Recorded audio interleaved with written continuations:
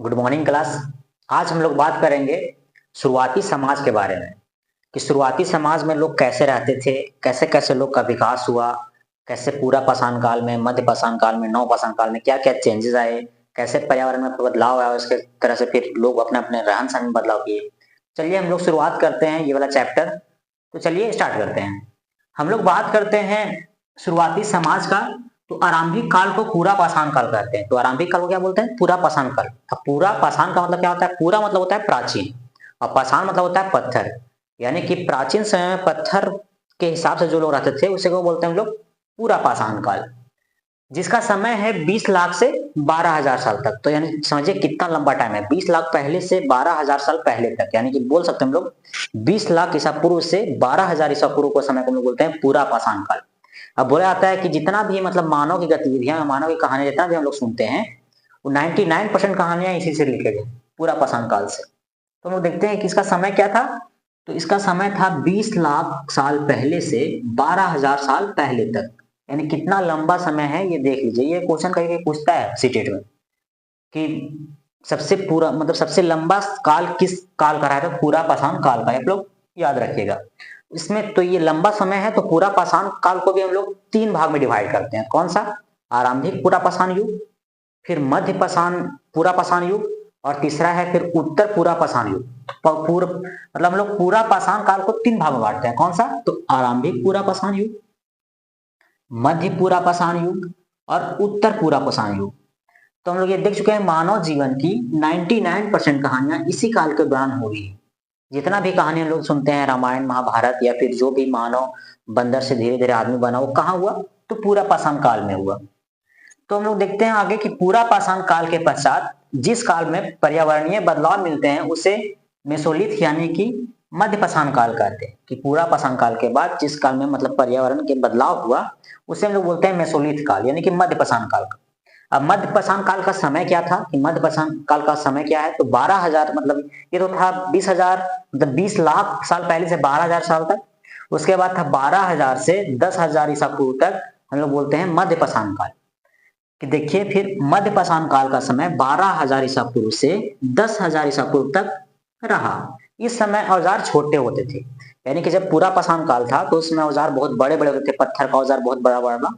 लेकिन मध्य पाषाण काल में कुछ कुछ लोग में ये आ गया था, मतलब डेवलपमेंट आ गया था, तो उसे फिर औजार छोटा कर दिए लोग। तो इसमें औजार छोटे होते थे और इन औजारों में हड्डियां या लकड़ियों के मुट्ठे लगे हंसिया और आरी जैसे औजार मिलते हैं। यानी कि मध्य पाषाण कालीन में पहले लोग पत्थर का, जैसे अगर हम लोग मान लीजिए कि पत्थर का टांगी बना रहे हैं तो पूरा पत्थर का ही टांगी था। लेकिन मध्य पाषाण काल में ये हुआ कि अगर टांगी बन रहा है तो इसका वेट जो होता है यानी कि जो उसका पकड़ने वाला हिस्सा होता है वो कुछ चीज का हड्डी का या लकड़ी का बना होता था। तो मध्य पाषाण काल में ये सब चेंजिंग हम लोग को देखने को मिल रहा था। तो हम लोग देखें कि इन औजारों को हड्डियां या लकड़ियों के मुट्ठे लगे हंसिया और आरी जैसे औजार मिलते हैं। यानी हंसिया और आरी आप लोग जानते हैं, उनके यहाँ जो लगा हुआ वेट जिसको बोलते हैं वो लकड़ी का चाहे हड्डी का रहता था। हम लोग नेक्स्ट बात करते हैं नव पाषाण काल का। इसके बाद मध्य पाषाण काल के बाद आया नव पाषाण काल। अगले युग की शुरुआत लगभग 10,000 साल पहले होता है, इसे नव पाषाण कहते हैं। यानी 10,000 ईसा पूर्व के बाद जो काल था उसको हम लोग बोलते हैं नव पाषाण काल। और इसमें नव पाषाण काल में ही बहुत सारे चीज का चेंजिंग आया। तो चलिए हम लोग इसके बाद देखते हैं तो हम लोग आगे देखते हैं कि तुर्की का एक नवपाषाणिक पुरा स्थल के बारे में। तो चलिए हम लोग देखते हैं कि तुर्की में एक नवपाषाणिक पुरा स्थल था। नवपाषाण युग के सबसे प्रसिद्ध पुरा स्थलों में एक चताल युग तुर्की में है। कौन सा? तो चताल युग। ये पूछा जाता है कि चताल युग पुरा स्थल कहाँ है? तो ये तुर्की में है। यहाँ दूर दराज से बहुत सारे चीजों की लाई जाती थी और इसका उपयोग किया जाता था। यानी यहाँ पूरा ये चताल युग एक जगह था, यानी तुर्की में एक जगह था, यहाँ बहुत सारे दूर दूर से सामान लाए जाते थे और इसका यूज हम लोग यहाँ करते थे इस जगह पे। तो कौन कौन सा सामान था हम लोग देखते हैं। तो सीरिया से क्या लाते थे? तो चकमक पत्थर एक होता था जिसको हम लोग कहाँ से लाते थे? तो सीरिया से लाते थे। और लाल सागर का बात करें तो लाल सागर से हम लोग लाते थे कौड़िया कहाँ से लाते थे? तो लाल सागर से लाते थे। भूमध्य सागर से हम लोग लाते थे सीपियां। और ये सब सामान ले के हम चताल युग में जाते थे। यहाँ चताल युग में ये तो सामान हम लोग कहाँ जाते थे? तो चताल युग में, और यही हम लोग इसका यूज करते थे। तो उस समय तो हम लोग के पास ले जाने के लिए कुछ वैसा साधन नहीं था। उस समय तक हम लोग को ये पता होना चाहिए कि उस समय तक हम लोग के पास पहिया वाला वाहन जो था उस समय नहीं चलता था, जिसको बैलगाड़ी उसमें बहुत प्रचलित था, या गधा गाड़ी, घोड़ा गाड़ी उस समय प्रचलित नहीं था। तो हम लोग देखते हैं इस समय तक पहिए वाला वाहन का विकास नहीं हुआ था। तो इस समय तक पहिए वाला वाहन का विकास नहीं हुआ था। तो यहाँ कैसे जाता था लोग आदमी? तो लोग खुद आदमी अपने कंधे पे ढोक लेते थे, या फिर कोई जानवर का यूज करते थे, जैसे गधा, गधा के पीठ पे सब कुछ रख दिए, या घोड़ा, या फिर और भैंस, ऐसे कुछ करके जानवर का यूज करते थे इन लोग सामान को लाने और ले जाने के लिए। इसके बाद हम लोग देखते हैं कि आरंभिक मानव यानी कि शुरुआत में मानव कैसे कैसे क्या किए। तो हम लोग देखते हैं कि आरंभिक मानव इस उपमहाद्वीप में 20 लाख साल पहले से रहते थे, यानी पूरा पाषाण काल से यहाँ मानव रहने लगे थे। हम लोग को ये पता चलता है यहाँ। हम इन्हें आखेटक या खाद्य संग्रह के रूप में जानते हैं। तो आप लोग को हम पहले ही बताया कि आखेटक मतलब होता है कुशल जो शिकारी होता है, उसे हम लोग बोलते हैं आखेटक। और खाद्य संग्रह जो खाने पीने की चीजों को संग्रह करके हम लोग रखते हैं उसे बोलते हैं खाद्य संग्रह। तो यहाँ के लोग अखेटक और खाद्य संग्राहक के रूप में जानते थे कि इस समय के लोग खाद्य संग्राहक और क्या थे, तो एक खाद्य संग्राहक के रूप में थे। तो आरंभिक लोग औजार के तौर पर लकड़ी, हड्डी तथा पत्थर का प्रयोग करते थे। यानी कि शुरुआत में जब लोग थे तो औजार के रूप में क्या प्रयोग करते थे, तो हड्डी का औजार और लकड़ी का औजार और पत्थर का औजार प्रयोग करते थे। इनका अलग अलग काम था कि अगर हम मान लिया कि लकड़ी का कोई औजार है तो उससे हम लोग फूल उनका अगर कुछ वैसा काटना रहा तो हम लोग फूल अगर काटना रहा तो हम लोग लकड़ी का यूज करते थे, और ऐसा कुछ अगर काम रहा तो हड्डी का यूज करते थे। और अगर देखिए फिर पत्थर का प्रयोग हम लोग कहाँ करते थे, वो देखते हैं हम लोग पत्थर का औजार का उपयोग। तो पत्थर का औजार का उपयोग मैक्सिमम 2 जगह ज्यादा यूज किया था। तो इंसान के खाने योग्य जड़ों को खोदने के लिए, यानी कि कोई ऐसा जड़ है जंगल में, ऐसा जड़ जो हम लोग को खाने योग्य है, तो लोग पत्थर के औजार से खोदते थे। ये 2 तरह का यहाँ पत्थर पाया जाता था, एक का ज्यादा जिसका नुकीला रहता था, इसका ज्यादा भाग, एक का बहुत ज्यादा नुकीला रहता था। तो बहुत ज्यादा जिसका नुकीला रहता था, जिसको प्रेशर के माध्यम से इसको नुकीला किया जाता था कि एक जगह में प्रेशर लगाते हैं तो इससे नुकीला होता था। और ये पत्थर से पत्थर टकरा कर इसको हम लोग कुछ हद तक इसको नुकीला बनाते थे। तो 2 मीडियम भी था कि पत्थर से टकरा कर एक औजार बनाते थे हम लोग थी का पत्थर का, और एक था कि इसमें प्रेशर लगाकर कि एक ही जगह पर प्रेशर लगाकर उसका शेप बदलते थे, तो इसको प्रेशर के माध्यम से करते थे। तो ये 2 तरह का औजार था यहाँ, इंसान के खाने योग्य जड़ों को खोदने में, और दूसरा था जानवरों के खाल से वस्त्रों को सिलने में, कि जानवर से जो खाल हम लोग को मिलता था उसका वस्त्र जो था उसको सिलने में, उसका मतलब अगर हमको वस्त्र बनाना है उसको खाल का तो उसको सिलना पड़ता था। तो वही हम लोग जो ज्यादा नुकीला पत्थर था उसके माध्यम से उसको हम लोग सिलते थे, उसके बाद हम लोग उसका वस्त्र बनाते थे। चलिए हम लोग नेक्स्ट आगे कुछ अब हम लोग देखते हैं कि आरंभिक मानव कहाँ रहते थे, यानी कि शुरुआत में मानव कहाँ रहते थे। तो उस समय मानव गुफा में रहते थे। कहाँ? तो गुफाओं में रहते थे। उन गुफाओं में अभी चित्र मिलते हैं, यानी कि जिसमें अपने मानव जहां रहते थे वहां कुछ कुछ उन लोग चित्रकारी भी करते थे। जंगली जानवर का हम लोग बोल सकते हैं कि दौड़ाते हुए कोई पीछे जानवर है उसका चित्रकारी करते थे। हम लोग बात करते हैं इनमें कुछ उदाहरण मध्य प्रदेश और दक्षिण उत्तर प्रदेश की गुफाओं से मिली है। यानी कि भारत का हम बात करें कि भारत का बात करें तो ये मध्य प्रदेश और ये दक्षिणी यूपी का बात करें तो यही कुछ कुछ गुफा में ऐसा चित्रकारी देखने को मिलता है। यही हम बात करते हैं मध्य प्रदेश के भीमबेटका बहुत इंपॉर्टेंट है क्योंकि सबसे प्राचीन माना जाता है कि गुफा में चित्रकारी देखने को मिला था। तो भीमबेटका पूरा स्थल पर गुफाएं मिली है।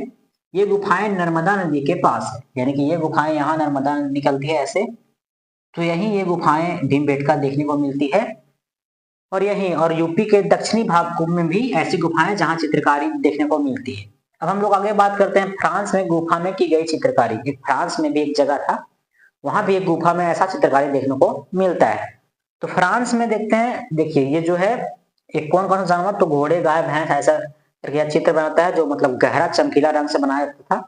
उसका यूज कैसे करते थे लोग, तो चारकोल से इसका पेंटिंग करते थे और लॉयस्क से। वही देखने को मिलता है कि यह चित्र फ्रांस की एक गुफा में की गई चित्रकारी है। ये जो चित्र है आप लोग बुक में देख लीजिएगा या फिर गूगल कर दीजिएगा कि यह चित्र फ्रांस की यह एक गुफा में की गई चित्रकारी है। इस पूरा स्थल की खोज लगभग 100 साल पहले 4 स्कूली छात्र ने किया। यानी 4 स्कूली छात्र ने ये चित्रकारी का खोज किया, यानी गुफा का खोज किया जिसमें चित्रकारी था। कब? तो 100 साल पहले।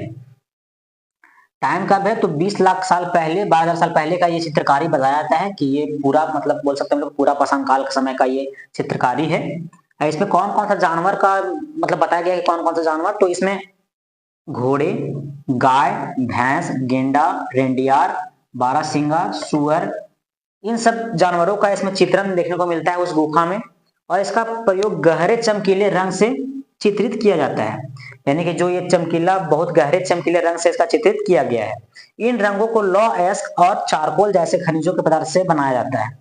मतलब ये जो रंग जो बनाया जाता है वो कहाँ से, तो लौह अयस्क से और चारकोल से। तो हम लोग देखते हैं कि मतलब कैसे पुराने जमाने में लोग कहाँ रहते थे, तो गुफा में। पहले जमाने में क्या रहते थे गुफा में, तो जैसे कि अभी जितना टेम्परेचर है उसमें पहले उतना टेम्परेचर नहीं था, पहले टेम्परेचर कम था, तो बाहर रहना उतना संभव नहीं था, लोग गुफा में रहते थे।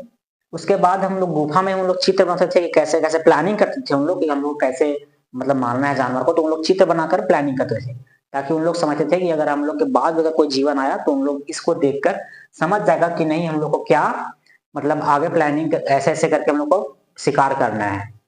तो हम लोग देखे कि आरंभिक मानव कहाँ गए थे, और फ्रांस में गुफा में भी की गई चित्रकारी के बारे में हम लोग पढ़े। इसके बाद हम देखेंगे कि आग का आविष्कार कैसे हुआ और अस्थायी जीवन धीरे धीरे कैसे होने लगे। तो चलिए हम लोग आगे देखते हैं। तो हम लोग बात करते हैं कि आग की खोज कैसे हुई। तो आप लोग को हम बताए थे कि पत्थर का औजार इन लोग बनाए थे।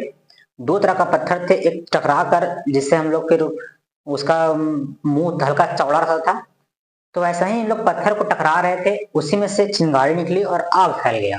तो ये कहानी आप लोग सुने होंगे कि उसमें फिर एक हिरन जला था, उसका उन लोग मांस खाए तो बहुत स्वाद आया, उसके बाद इन लोग आग का यूज करने लगे।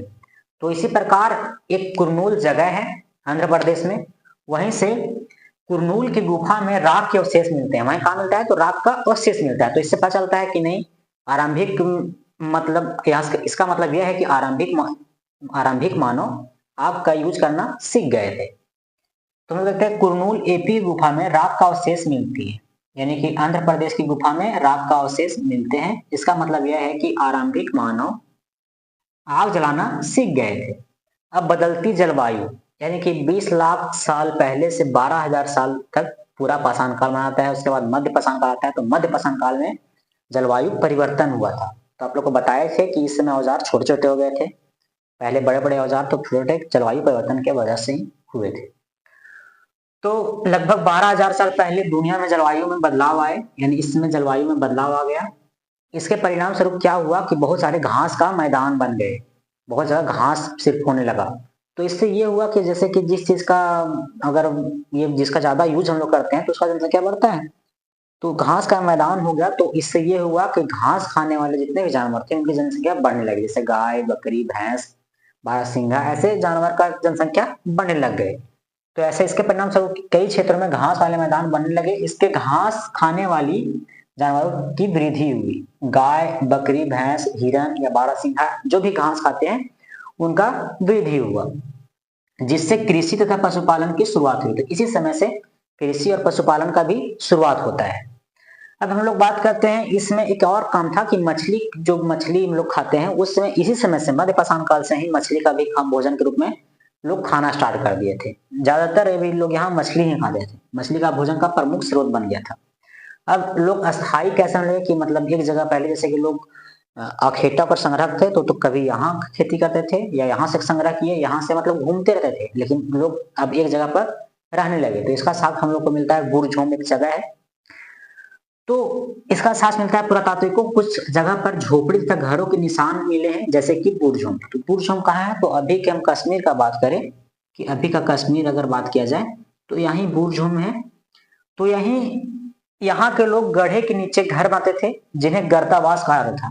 कि गढ़ा के नीचे अगर घर इन लोग आता था, इसको क्या बोलते थे, तो गर्तावास कहा जाता था।